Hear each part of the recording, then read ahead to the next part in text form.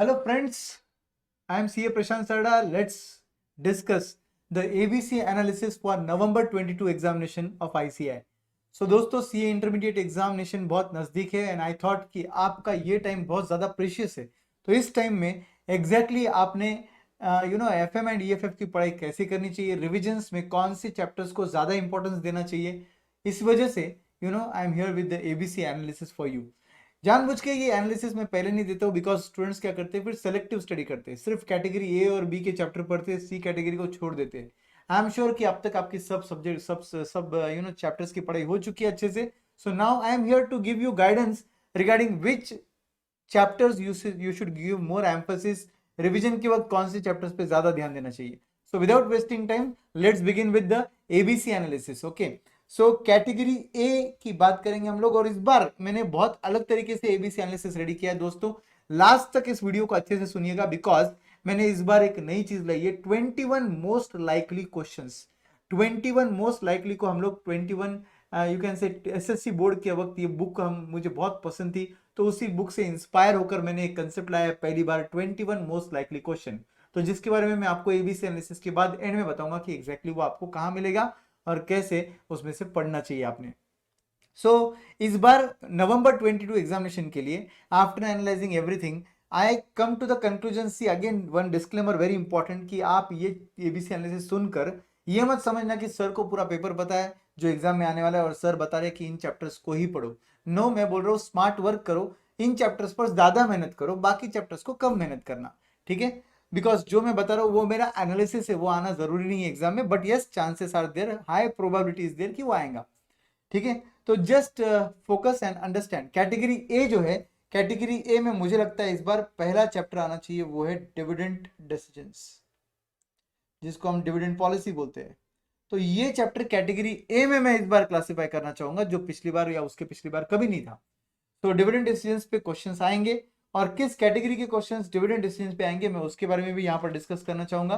तो dividend decision में मुझे लगता है कि वॉल्टर्स मॉडल, गॉर्डन्स मॉडल, ये दो मॉडल पे आने के क्वेश्चंस ज्यादा है या पॉसिबिलिटी ज्यादा है। 5 मार्क का क्वेश्चन और 10 मार्क के क्वेश्चंस जो है Gordon's model and Walter's model पे 5 मार्क का क्वेश्चन आने के चांसेस है। 10 मार्क्स के लिए मुझे लगता है कि मेनली एमएम अप्रोच पे क्वेश्चन आ सकता है, split of shares, bonus issue, ये सब पर क्वेश्चन आने के चांसेस ज्यादा है।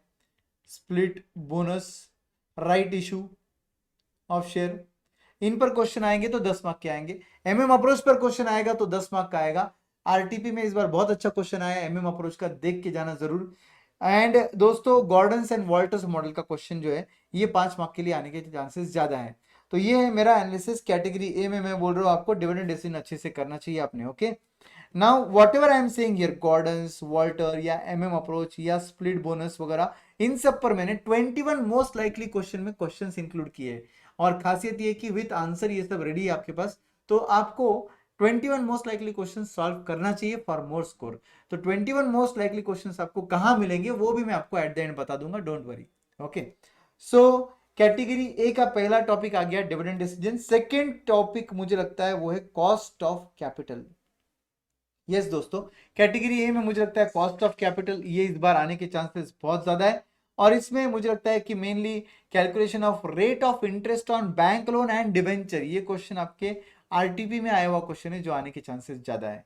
Okay, so cost of capital में थोड़ा डिफरेंट क्वेश्चन मुझे लगता है इस बार आपको पूछेंगे वो लोग, और अगर डिफरेंट नहीं रहेगा तो रेगुलर बैक वाला क्वेश्चन तो जरूर आ सकता है। Yes, so that was all about cost of capital, that is category A का सेकेंड टॉपिक। कैटेगरी ए का थर्ड टॉपिक मेरे मुताबिक आना चाहिए कैपिटल स्ट्रक्चर। कैपिटल स्ट्रक्चर पे क्वेश्चंस आने के चांसेस ज्यादा है, और कैपिटल स्ट्रक्चर में क्वेश्चन किस टाइप का आने वाला है इस मुझे लगता है कि थोड़ा NI approach, NOI approach, MM approach, ये तो रेगुलर अप्रोचेस है जो आपको बहुत अच्छे से आते होंगे, आप प्रिपेयर भी कर चुके होंगे। बट इसके अलावा फाइनेंशियल ब्रेक इवन पॉइंट और इंडिफरेंस पॉइंट, इस पे काफी टाइम हो गया क्वेश्चन नहीं आया, तो मुझे लगता है कि ये क्वेश्चन इस बार आने वाला है। So I write here for you, no doubt NI, NOI या एमएम अप्रोच, इन पर क्वेश्चन आ सकता है 5-5 मार्क का, बट स्पेसिफिकली एमएम अप्रोच पे आएगा तो 10 मार्क का आएगा। And financial break even point and indifference point, इस पर क्वेश्चन आने वाला है ऐसा लगता है मुझे। सो ये जरूर देख के जाइएगा दोस्तों। And at the same time friends, ये सब क्वेश्चंस आपको 21 मोस्ट लाइकली क्वेश्चन में मिल जाएंगे for your better practice. Okay, फिर लास्ट फोर्थ टॉपिक जो मुझे लगता है कि एक कैटेगरी में आना चाहिए वो है management of working capital. Management of working capital ये टॉपिक में से कैटेगरी 4 में, मैं तो कैटेगरी ए में क्लासिफाई कर रहा हूं मैं। और वर्किंग कैपिटल मैनेजमेंट में मुझे लगता है कि बहुत टाइम हो गया कैश कॉस्ट अप्रोच या ऑपरेटिंग साइकिल बेसिस पर क्वेश्चन नहीं आया है। तो यहां पर मैं एक्सपेक्ट कर रहा हूं कि कैश कॉस्ट अप्रोच पर क्वेश्चन आएगा या फिर ऑपरेटिंग साइकिल पर क्वेश्चन आएगा। ऑपरेटिंग साइकिल पर क्वेश्चन आएगा। आपको इन सब के लिए मैंने सैंपल बेसिस पर 21 मोस्ट लाइकली में दिया है क्वेश्चन, डोंट वरी, तो वो एक बार अच्छे से कर लेना, ठीक है।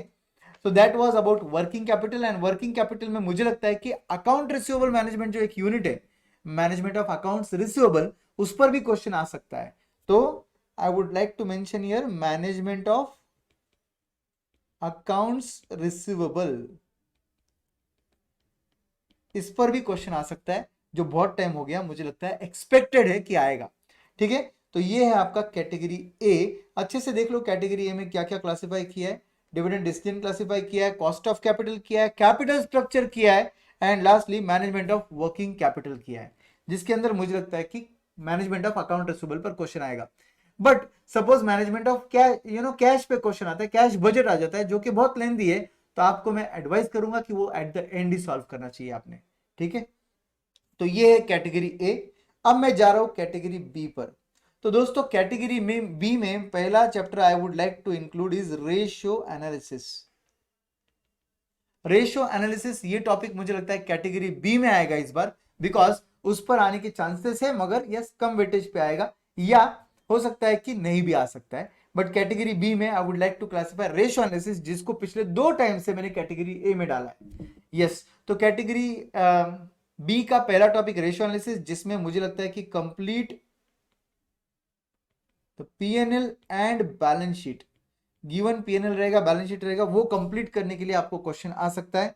या फिर आपको क्वेश्चन आएगा कि which important ratios will be used.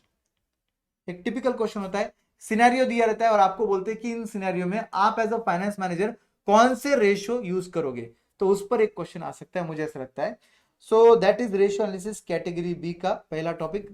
Category B में नेक्स्ट टॉपिक आएगा लेवरेज। ये लेवरेज टॉपिक पिछले 2 टाइम से मैंने कैटेगरी ए में डाला था, ये इस बार मुझे लगता है कैटेगरी बी में आने वाला है। ओके, सो लेवरेज टॉपिक अच्छे से देख के जाना, कैटेगरी बी का टॉपिक है इस बार, मतलब थोड़ा लेस इंपॉर्टेंट है। ओके, बट देखना जरूर, क्योंकि ए कैटेगरी से लेस इंपॉर्टेंट है मगर सी कैटेगरी से ज्यादा इंपॉर्टेंट है।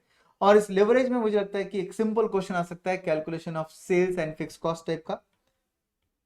सो कैलकुलेशन ऑफ सेल्स निकाल लो, फिक्स कॉस्ट निकाल लो, ऐसा कोई एक मिसिंग अमाउंट वो लोग निकालने बोल सकते हैं, या तो वो आपको बोल सकते हैं calculation of debt amount in capital structure.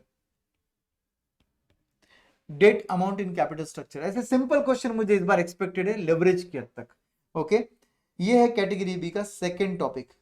Category B का थर्ड टॉपिक जो है वो मेरे मुताबिक आना चाहिए capital budgeting and last topic आना चाहिए risk analysis in capital budgeting. तो friends capital budgeting and risk analysis in capital budgeting, ये मुझे लगता है कि दोनों टॉपिक जो है ये मोर और लेस सेम ही टॉपिक है। एडवांस्ड टॉपिक आता है रिस्क मैनेजमेंट वाला। तो risk analysis and capital budgeting ये दोनों टॉपिक में इंपॉर्टेंटली मुझे जो लगता है मैं वो आपको बता रहा हूं। मुझे लगता है कि कैपिटल बजटिंग जो है उसमें आपको अलग अलग मेथड्स पे कैलकुलेशन पूछेंगे, and risk analysis in capital budgeting में मुझे लगता है इस बार सिनेरियो एनालिसिस पर क्वेश्चन आने के चांसेस ज्यादा है। सो यहां पर सिनेरियो एनालिसिस पर क्वेश्चन आएगा, और यहां पर एनपीवी ईएवी इस टाइप का क्वेश्चन आने के चांसेस ज्यादा है, मुझे ऐसा लगता है। ओके, तो इनका प्रैक्टिस अच्छे से करके जाना। This is capital budgeting and risk analysis in capital budgeting. यहां पे मैं कैटेगरी बी को क्लोज कर रहा हूं, मतलब कैटेगरी ए में मैंने आपको 4 टॉपिक दिए, कैटेगरी बी में आपको मैंने 4 टॉपिक दिए। कैटेगरी बी के 4 टॉपिक देख लो, ratio analysis, leverage, capital budgeting, risk analysis in capital budgeting. Okay, now coming to the last category, C category. ये कैटेगरी को आप लीस्ट इंपॉर्टेंस देना है, छोड़ना नहीं है, मगर लीस्ट इंपॉर्टेंस देना रिवीजन के तौर पे। और उसमें आते हैं 2 ही टॉपिक। पहला आता है scope and objective, scope and objective of financial management, जो कि आपका टॉपिक नंबर 1 रहेगा। एंड सेकेंड मुझे लगता है टाइप्स ऑफ फाइनेंसिंग।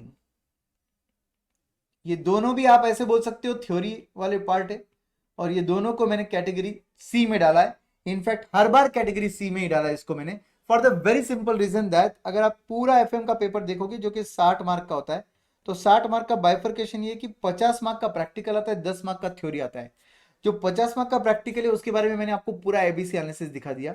जो 10 मार्क का थ्योरी आता है दोस्तों, उसके तक भी अगर आप थोड़ा अच्छे से देखोगे तो 10 मार्क के थ्योरी में लगभग 5 मार्क का थ्योरी जो है वो प्रैक्टिकल टॉपिक से आता है, और बचा हुआ 5 मार्क का जो थ्योरी है वो थियोरेटिकल टॉपिक, जैसे कि जो ऊपर लिखे 2 टॉपिक है उसमें से आता है। तो आप बताइए कि 5 मार्क का थियोरेटिकल टॉपिक का एक थ्योरी वाला पार्ट, राइट, उसके लिए आप कितनी ज्यादा मेहनत कर रहे हो। स्मार्ट वर्क करो, उतना पूरा मेहनत करने से अच्छा मेहनत को डाइवर्ट करो और ऐसे टॉपिक्स पर मेहनत करो जिसके आने के चांसेस भी ज्यादा है, ज्यादा मार्क के लिए आएगा, तब ऑब्वियसली आपका रिवॉर्ड भी मिलेगा ना। आपको इनपुट टू आउटपुट रेशियो भी तो अच्छा होना चाहिए। यस, तो ये रहा आपका एनालिसिस। सी कैटेगरी में 2 ही टॉपिक डाले हैं मैंने, objective, scope and objective of financial management मतलब topic number 1, and types of financing जो कि प्योरली थ्योरेटिकल टॉपिक है। ये रहा आपका ABC analysis for financial management. Okay, financial management का ये एबीसी एनालिसिस है। अब आते बात करते हैं बचे हुए 40 मार्क पर, मतलब ईएफएफ पर।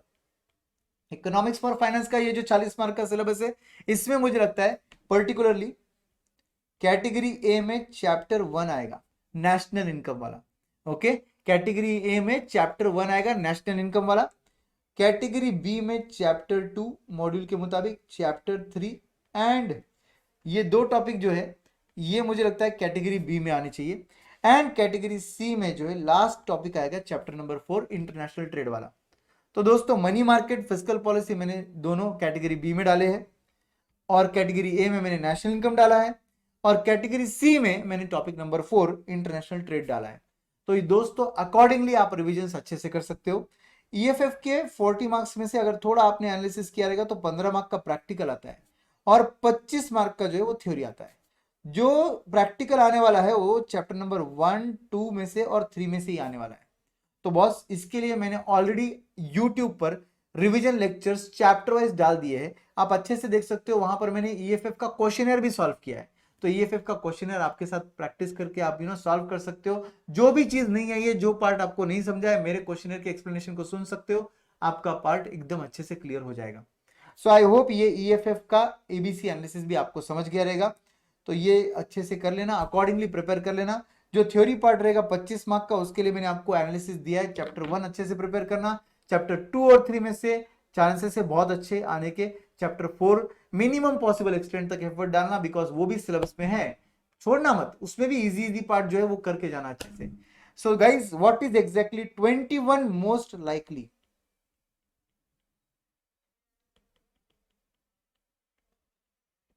CA FM questions, CA inter के FM question, 21 most likely CA inter के एफएम के question. What exactly is this? दोस्तों मैंने पहली बार ऐसे क्वेश्चंस आइडेंटिफाई किए जो मेरे एनालिसिस के बेसिस पर आपने एग्जाम के पहले सॉल्व कर ही जाना चाहिए। मैं ये नहीं बोल रहा हूं कि एग्जाम में वो सेम क्वेश्चंस आएंगे, ऑफ कोर्स आ भी सकेंगे, नो डाउट, आपके लक बेस्ट रहेंगे तो, बट अगर वो सॉल्व भी कर लोगे तो आपके अच्छे खासे कॉन्सेप्ट्स रिवाइज हो जाएंगे, जिसकी वजह से आप एग्जाम में कॉन्फिडेंटली पेपर अटेम्प्ट कर पाओगे। इस बेसिस पर मैं आपको 21 मोस्ट लाइकली, जिसको अपेक्षित क्वेश्चन बोलते थे हम, वो दे रहा हूं। सो दोस्तों ये क्वेश्चन जरूर सॉल्व करके जाना। अब आता है क्वेश्चन की, सर ये क्वेश्चन, ये 21 मोस्ट लाइकली हमको कहां मिलेगा? सो 21 मोस्ट लाइकली जो है ये आपको मिलेगा डिस्क्रिप्शन में दिए हुए टेलीग्राम चैनल पर। तो डिस्क्रिप्शन में जाइए, टेलीग्राम चैनल को सब्सक्राइब कीजिएगा। विद इन 1 और 2 डेज, ये डेट ऑफ रिलीज, आज मैं अगर बात करूं 18 तारीख है, तो 20 तारीख को, 20 अक्टूबर को वहां पर टेलीग्राम पर मैं 21 मोस्ट लाइकली क्वेश्चंस जो है वो पीडीएफ फॉर्म में डाल दूंगा, और आपको वो पीडीएफ फॉर्म में जो दिया है उसको सॉल्व करना है। आई एम श्योर ये आप सॉल्व करोगे तो आपका स्कोर बहुत अच्छा आएगा। It will create a difference of at least 20 marks in your final exam, this is my guarantee. So दोस्तों 21 मोस्ट लाइकली क्वेश्चन सॉल्व करना एफएम में से बहुत फायदा रहेगा। और ईएफएफ की हद तक टेंशन मतलब ईएफएफ की हद तक मैंने यूट्यूब पर जो लेक्चर्स डाले रिवीजन वाले जिसमें मैंने पूरा क्वेश्चन सॉल्व किया है वो सॉल्व कर लोगे तो भी आपके 15 मार्क्स तो वैसे भी श्योर रहेंगे। आई होप आपको ये एबीसी एनालिसिस यूजफुल हो और ये concept of 21 most likely question I am definitely very sure कि आप इसका पूरा फायदा उठाओगे। Thank you very much friends. I know you will do your best in this examination because this is exam, not our attempt. Thank you very much, friends.